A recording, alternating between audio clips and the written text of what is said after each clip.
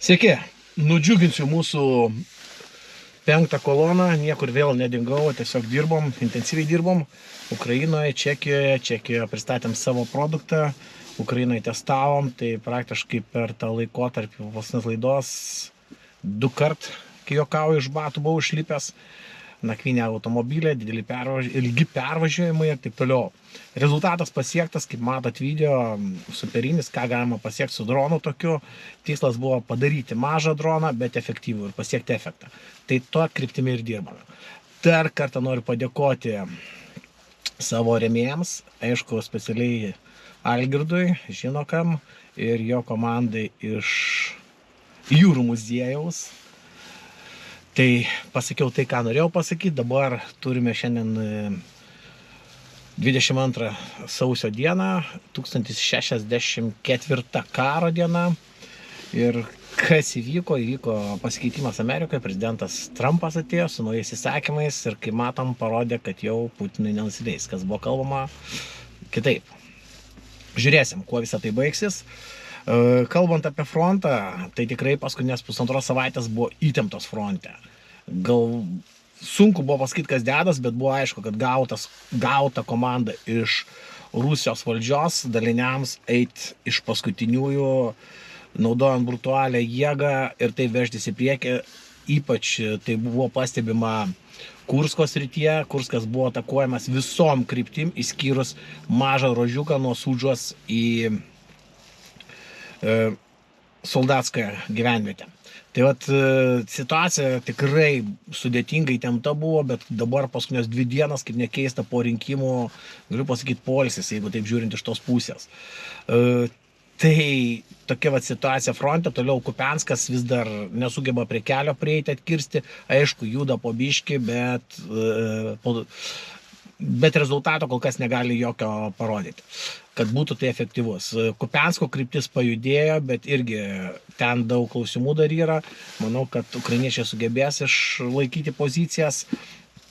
Kas gero fronte, iš bendravimo galiu pasakyti, turim geras naujienas, tikrai patvirtinta žodžiu, kad šiam momentu tam tikrose kryptyse artilerija jau viršija ukrainiečių naudai. Tarsi ukrainiečiai turi daugiau šūvių iš artilerijos negu rašistai. Dronų visą politiką, čia, galima sakyti, turime 2 stovyklavietės. Jeigu kalbam iš kario pozicijos, reikalingi dronai, nes jie saugo gyvybę, taip, sutinku. Tai yra pigi sistema. To klausimo labai daug buvo bendrauta su dronų kariuomenės vadu, su Charevskiu, su Azovo mokymo centro vadu Kirtu. Pasirodo, kurį pažįstu nuo 14 metų, per Širokino operaciją susipažinamas, kaip tik vadovavo visai Širokino operacijai. Ten įdomi istorija, dar po šiai dieną aš jį kritikuoju, lasdavoju už tam tikrus dalykus, bet pasirodo, tai buvo naujovė jiems. Ta pati krapyva, kuri buvo tik pirmą kartą gavęs rankas, ant kurios vadovavo su 7 diametro planšetė, colių diametro planšetė. Tai vat, kai sakau, pakalbėjom tikrai nuostabiai. Ir pakalbėjom apie dronų efektyvumą, kaip jas naudoti, kur naudoti ir kaip pasiekti tą būtent rezultatą, kokį mes norime pasiekti. Tai čia dronai kol kas nėra prioritetas, sakykime, kuris būtų game changeris, vis dėlto lieka prie konservatyvios sistemos didžioji dauguma. Tai pirmiausia, vadovautis logika, tai atidirbti tai, kas reikalinga, tai yra planas, duomenų rinkimas, toliau planas, analizė, tiksliau duomenų rinkimas, analizė, planas, pasiruošimas mūšiui, mūšis. Tai jeigu mes šitos dalykus atliksim, tai tikrai turėsim gerą rezultatą. Tai aš dabar remiuosi jau 2 daliniais, kai sakyčiau, tai yra Nacionalinės gvardijos kovos principais ir Azovo, ir tai jau patvirtina, kad mūsų vakarietiški kariavimo principai dirba ir idealiai dirba. Taip pat ir galima pasiekti efektyvų darbą vakarietiškų ginklų, būtent tokių principų. Nes kur yra skirtumas, mes darom targetingą, tai vadinama tikslų taikymas ir aiškios užduotis, ką mes turim padaryti. Pas juos yra šaudoma artilerijos dar po šiai dienai, plotinis. Reiškia, turime hektarą ir turim pataikyti tiek į tą hektarą šaudmenų, skaitant įvykdytą užduotis. Todėl nėra tas rezultatas. Antras geras dalykas, kad per 24 metus rusai prarado turbūt tankų tiek, kiek per visus iki tol kariautus metus, 2 metus. Tai praktiškai prarado 5000 tankų, tai yra žiaurūs nuostoliai. Ir į ką tai veda, manau, mes visi suprantam, kai čia bandoma parodyti, kad Rusija veržiasi į priekį, taip, veržiasi. Kokiu būdu? Brutaliai jėga, tai yra gyva jėga, brutaliai naikinant. Tai irgi yra gerai, mažiau degradų bus ant šitos žemės, tai yra pliusas. Tai va, trumpai tiek, einam prie žemėlapio, tai pakalbėsim apie būtent situaciją fronte. Ten, kai sakau, šiai dienai jinai yra tikrai labai įdomi.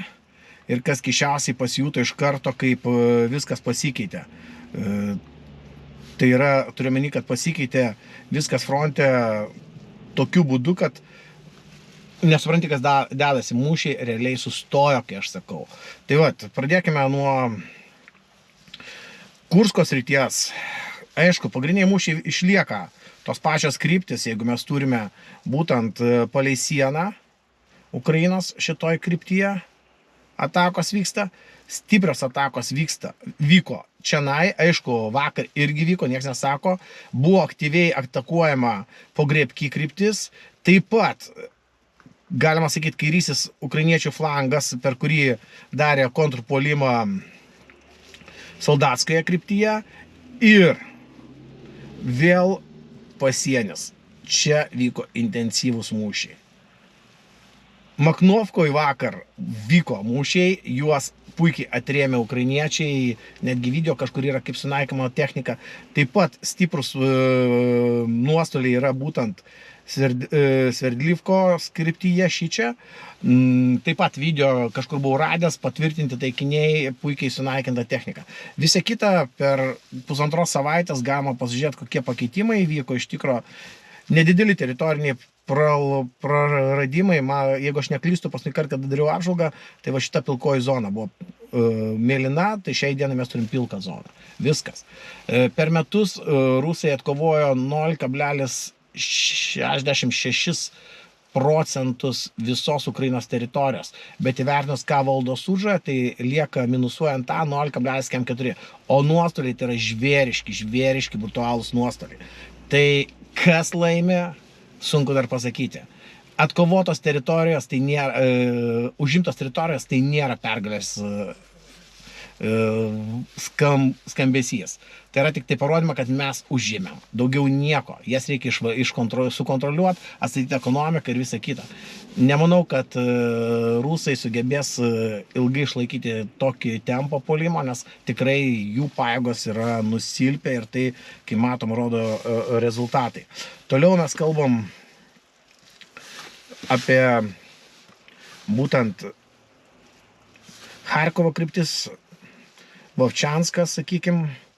Čia rašystinės pajėgos, galima sakyti, visoje teritorijoje, jeigu imkime tiek šitą kryptį, tiek šitą kryptį, praktiškai užėmusios gynybinės pozicijas ir nerodo jokio gyvasties, tai yra vietinės reikšmės mūšiukai vyksta, daugiau nieko.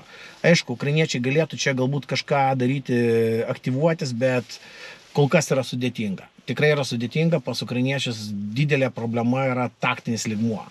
Ne operatyvinis, o taktinis. Operatyviniam lygmenyje susitvarko, naikina puikiai taikinius gilumoje, kai matom, sunaikinta aviacijos bazė, kuro saugyklos, aišku, ne tas kiekis pasiektas buvo praktiškai, bet vis tiek tai yra gerai. Taip pat šaudmenų sandėliai naikinami, parako gamyklos sandėliai buvo sunaikinti Briansko kryptyje. Taip, ukrainiečiai dirba šioje srityje ir puikiai dirba. Tai dabar kol kas jie išlaiko. Aišku, pasirodė naujienas, kad areštuojami vadai, tai yra būtent šitos krypties vadai buvo areštuoti dėl neteisingo mūšio vedimo, taip pat buvo 155 brigados vadas areštuotas dėl dezertiravimo. Aišku, vyras turėjo gerų, kaip karininkas turėjo gerų pasiekimų, geri atsiliepimai buvo, bet kai visada priėmė neteisingą sprendimą, nuo vadybės prislėpė apie dezertiravimą iš jo brigados. Tai čia buvo turbūt raktinė klaida, kurią jisai padarė. Nu, žiūrėsim, kai visą tai išsirutulios ir kuo tai baigsis. Ar tai bus tik tai PR kompanija, parodyti, kad vyrai, jeigu nedarysi tai, ką mes sakom, bus keliamos bylos. Nes kai matom prieš Syrskį ir vadovybė karininkė kyla, tai yra vadovybė kyla fronto, nes jau nemato, tikrai yra daug beprasmių aukų pagal įsakymus tų, kurių nesupranti kartais. Ir tikrai ta pati Avdijevkos kryptis, tam tikros pozicijos, kur buvo paliktos, kur galima buvo atsitraukti ir savo gyvybės, to nebuvo padaryta. Dabar dar viena pozicija yra, kai tik prie apsupimo, ten irgi yra klausimų, kodėl neatsitraukė anksčiau, laikyti iki paskutinio momento. Tai vat pasižiūrėsim, į ką tai įsivystys ir ką tai norima pasiekti. Taip, judant toliau, mes judam link Kupiansko, tai yra aktyvi kryptis šiai dienai. Nesugebėjo susitvarkyti su Sinkivka, tai tiesiog pradėjo apeidinėti per kairį flangą, kai matot, į Holubivkos kryptimi. Aišku, čia iki Kupiansko lieka 6-7 km, kai kas sako 2-3 km, bet Deep State Mapas rodo taip. Ir aišku, puikiai išvystė puolimo kryptį, tai yra per Dvoričnę, Masiutivką ir juda link Kupiansko, lygiai taip pat. Čia lygiai tas pats. Tikslas yra užimti Kupiansk Vozluvoj, į kur eina linija, būtent geležinkelio linija, per kurią galėtų aprūpinti frontą. Žiūrėsim, čia kol kas Kupianskas dar nekrito, bet laikosi, mūšiai aišku bus intensyvus ir žiaurus, kaip ir visur, bet situacija kol kas nėra prarasta, taktinis lygmuo laikosi, galima taip sakyti. Taip, ką mes turime Senkovės kryptyje, tai yra, kai matot, plasdarmas puikiai įsiplėtė, nuo kaip eita plėštas, paskui plėstas į šonus ir tokiu būdu įsiplėtė. Ir ką jie dabar daro, tai būtent išeiti reikia į Borovąją kryptimi, tai yra tikslas, jeigu mes paimsime visą šitą, jų tikslas yra išeiti į šitą perkelą. Va tai va. Reiškia, tada ukrainiečiai bus atkirsti nuo tiekimo, nuo logistikos ir jie praktiškai bus jau kontroliuos dešiniojo Skylos krantą. Aišku, toliau judėjimas turės būti žemyn, link Limano, Iziumo greičiausiai nuo čia. Čia greičiausiai Iziumo kryptis bus, nes Iziumas yra idealiausiai kryptį į šį čia. Tai Iziumas čia mes turime jį. O toliau jau prasideda šiokios tokios bėdos. Aišku, greičiausiai bus ne Charkovo kryptis, o bandoma apjungti tokiu būdu Kupianską paėmus, apjungti Vovčiansko kryptį. Tai viena iš idėjų, kas matosi ant žemėlapio. Ir toliau, aišku, Charkovas, kaip ir sakiau, Iziumas, Slavianskas, Kramatorskas. Kita bėda yra dabar pas ukrainiečius Limano kryptyje. Jeigu matome Terni kryptį, tai čia yra fronto praleidimas šitoje vietoje. Ivanivka kryto, pasidarė plasdarmą ir rusai dabar bando išeiti į priekį, išėjo ir, aišku, prieš Jampolivką išlyginti šitą plasdarmą ir toliau judėti link Jampolskį, Torskį ir vėlgi tas pats Limanas. Nuo Limano judėjimas link Siversko. Tai būtų tokia idėja, bent jau tai, kas eskaluojama. Arba atsidaro dar papildoma kryptis Slavianskas. Čia į kur pasitrauks, matysim toliau, bet šiandien atrodo situacija tokia, tai yra grėsminga situacija. Čia mūšiai tikrai vyksta, jau Limanas ruošiamas, plasdarmas Limanui. Kaip pats buvau, testavom dronus, matėm, kaip kabas į Limaną nukrito, mes tolokai stovėjom, tai matėm, kaip tai atrodo. Įspūdingai atrodo, tikrai sakau, įspūdingai. Nenorėčiau papult po kabu, sakym, ten apie 500, sakė, turėjo būti pagal sprogimo galę, ką matėm, mes buvom apie 10 km ant kalvos didelės, aukštumoje stovėjom, bet vaizdas grybas buvo įspūdingas, tikrai sakau įspūdingas. Tai jau į Limaną tikrai nelindom, aišku, norėsi, bet prasmės nėra, nes, kai sakyt, galima važiuoti, bet jeigu kažkas įvyks, mes apkrausime dėl savo smalsumo padalinius, kad mums reiks evakuoti, suteikti pirmą pagalbą, taip toliau, reiškia, kažkas gali prarast gyvybę. Tai reikia protingai visą tai daryti ir tą mes darom, kadangi tikslas yra šiai dienai paleisti dronus doktriniškai, kad jie būtų pas karius. Ir praktiškai kariautų fronto linijai. Tai viena iš krypčių, kur testuojama, būtent šita Limano kryptis. Tai su šitos krypties vadu mes ir kalbamės, todėl ten ir testavomės. Aišku, toliau yra Azovo 3 brigada, išėmė kontaktą, kai sakiau, su Kirtu prisiminiau nuotykius Širokino operacijai. Nu, buvo smagu pasėdėti, pakalbėti, pirmieji kontaktai užmegzti, greičiausiai bandysim mokyti tenai, tai vat, kai bus viskas paruošta, dabar reikės ieškoti finansų, būtent aprūpinti mūsų droniukais tuos padalinius. Tai čia bus didžiausias iššūkis, iš kur rasti finansų. Tai norim, nenorim, tikslas yra apie 5000 dronų pirmai partijai paruošti. Tai yra didelė partija ir tai kainuoja didelius pinigus. Tai čia žiūrėsim, kai mes toliau vystysim šitą projektą, nes kol kas niekas pasakė, kad nereikalinga, nes iš mažo drono, tokius, kokius naudoja specpajėgos, mes pritaikėme tikrai sąlyginai pigius, padarėme pigius, atitinkančius mūšio lauką, kaip sakyti, to, ko reikia dabar mūšio lauke, aišku, dar reikia juos davės, reikia R&D komandai investuoti, yra į ką dar investuoti, ką tobulinti, bet šiai dienai jau galima dirbti su tuo, kas yra. Tai vat, einam prie Časifjaro, Časifjare yra prasileidimas, kai juokauju, sakau, juokauju, čia nėra kur, iš tikro prasileido, tai yra prasilaužimas, rusai praėjo į priekį, Časifjaro pramoniniai zonai dabar va čia jau įsitvirtino rusai, galima sakyti taip. Ir nieko nepadarysi, jie užėmė čia jau pramoniniai zonai plasdarmą ir aišku veršia iš toliau kaktomušas tiesiai į Časifjarą, aišku, bandant apeiti. Per dešinį flangą kol kas sudėtingai sekasi, čia yra stabilizuota situacija ir aišku, du veiksmų eigos variantai yra, tai yra verštis per kairį flangą ir bandant per centrą, o antras variantas visą liniją šitą išlyginti, va tai va išlyginti, ir tada bandyti judėti toliau. Žiūrėsim, kuo tai visas baigsis, bet šiandieną Časifjaras vis dar yra kontroliuojamas. Aišku, iš Časifjaro nieko nelikė. Tai yra tik, kaip sakau, nuolaužos. Daugiau nieko ir griuvėsiai. Net nėra už ko užsikabinti, pasislėpti. Tai va, turim toliau Toretsko kryptį. Toretsko kryptis šiek tiek juda nedėkinga kryptimi, kai matom, bet didelės pažangos nepadarė. Toretskas vis dėlto laikosi. Jeigu tai pasižiūrėjus, aš ką matau nuo paskutinių kartų, ką žiūrėjau, tai praktiškai didelio pasikeitimo tikrai nėra. Tai yra prasiplėtė keletas pozicijų, kvartalas, vienas kvartaliukas ir viskas. Tai tikrai nėra didelio tempo. Tai rodo, kad tikrai resursų trūksta. Taip, einam link Pakrovskės krypties, Pakrovsko.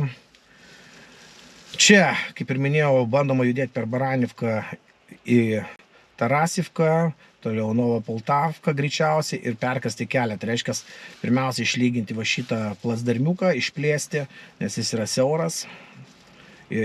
Kad neturėtų problemų, jie turi išplėsti tą plasdarmą. Tada bus galima jiems judėti į priekį, tai praktiškai jie turėtų išlyginti šitą visą kyšulį ir tada jau bandyti kažkur kurioje vietoje kirsti kelią. Nors jau buvo informacijos, kad ir vaizdų fiksuotų, kad BMP stovėjo ant sankryžos, taip toliau.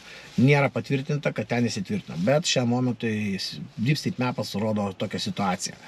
Toliau, kai matom priešas Lisivka, čia bandė išsilygino linijas visas, taip pat plasdarmą Ševčenkos kryptyje prasiplėtė ir aišku, juda geležinkeliu link Pakrovsko ir tikslas yra išeiti Pakrovsko užnugarį, galima sakyti, nuo Poltavos kelio, kur atvažiuoji ir čia bandyti jį atkirsti. Aišku, atkirsti Mirhorodo kryptimi kelią, bet išlieka dar iš viršaus keliai. Juos aš dabar naudojausi, tai nėra idealūs keliai, apkrovimas didelis šitų kelių, bet važiuoti galima, transportas juda, matėm, logistika tikrai juda visais keliais, kur įmanoma, logistika nesustojęs. Tai vat, kaip sakau, čia rusas irgi yra išsekęs, išsisėmęs ir jau turi daryti kažkokius naujus sprendimus, naują planavimą, reorganizaciją, dalinių išvedimą, pakeitimą ir tokiu būdu stoti į mūšį.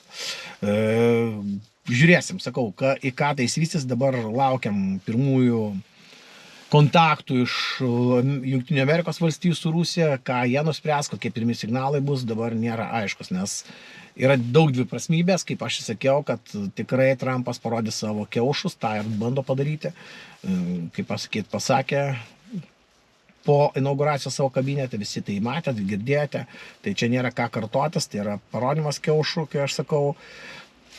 Žiūrėsim, dabar taip, Kuracho kryptimi, kai matot, vėlgi yra didžioji bėda, susidaro kišenė, pusiau apsupimas, aišku, jau galbūt reikėtų atsitraukti ir saugot karius ir techniką, įrangą ir tokiu būdu apleisti šitą nedidelę teritoriją, bet ukrainiečiai kol kas laikosi. Kuracho linija buvo išlyginta, po biškį čia vėl bando kapoti rašistai.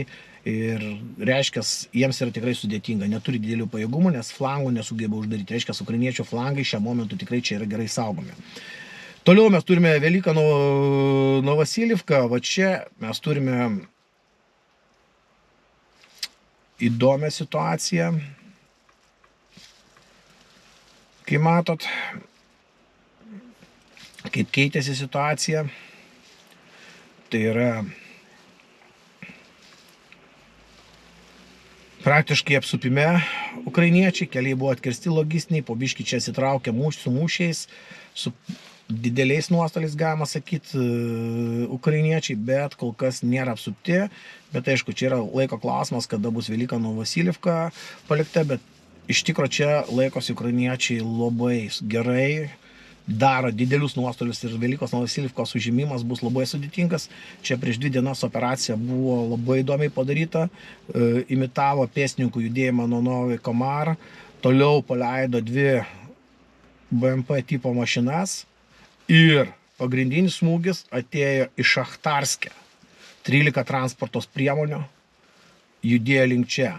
Tai čia ką padarė ukrainiečiai, aišku, šita pusė buvo pristabdyta, čia aišku nieko neįsivystė šitos krypties, tiesiog perėmė, o pagrindinis smūgis apgaulingas buvo būtent iš Šachtarske. Ten buvo paleista 13 technikos vienetų, 6 buvo sunaikinti. Buvo video internete, tikrai fiksuojami taikiniai, buvo patvirtinti. Tai čia rusams neišdegė, tai rodo, kad ukrainiečių gynyba tikrai gerai paruošta Velyko Novosilivka, bet kai suprantam, dėl gyvosios jėgos trūkumo jau jie priversti trauktis. Tikrai priversti ir vis dėlto norim, nenorim, jie turės atsitraukti iki kažkurios taško ir tada tik tai persigrupuoti operatyviam gylyje, kai aš sakau, bendram fronte ir kažką galvoti. Tai manau, ką dabar tą ir daro kariuomenės vadovybė, sakykime, aukščiausiame lygmenyje. Taip, jeigu toliau, ten situacija yra be pakeitimų, galima sakyti, tai Zaporižės kryptyje situacija vis dėlto nieko nepasikeitė. Jinai yra tokia, kokia ir buvo, ten vietinės reikšmės atakos, aišku, labiausiai kenčia turbūt Chersonas, kuris yra apšaudomas iš kairiojo kranto. Rusai bando įsidėlioti netgi dronus ant kabelių, per Dnieprą metą su kabeliais, atakuoja civilius gyventojus, Chersonas tikrai kenčia labai stipriai. Bet kai parodė silpną vietą dronų, būtent ant šviesolaidžio, vandenyje srovė sugeba nunešti, dronas sunku suvaldyti, neužtenka traukos. Ar jie labai reikalingi, į tai man atsakė vienas iš dronų kariuomenės štabo žmonių, sako, jie reikalingi, taip reikalingi, bet ne masiškai. Tai yra tiksliniams užduotims atlikti, tokiems kaip tankai garažai, kur važiuoja, kuriuos reikia naikinti, nes po jais būna dažniausiai sukrauti rebai ir generatoriai ir tokiu būdu jisai slopina dronų darbą ukrainiečių ir neleidžia atakuoti. Tai reiškia, jis atvažiuoja, padaro tokį kupolą, lauką uždara, tada atvažiuoja taksi BMP, išmetas pėstininkus, kurie vykdo toliau šturmo darbus. Tai vat, kai sakau, yra perspektyva šitiem dronams, bet vėlgi, kaip ir mūsų kuriami dronai, jie yra nišinės paskirties, bet labai efektyvūs ir atliekantis tam tikrą užduotį.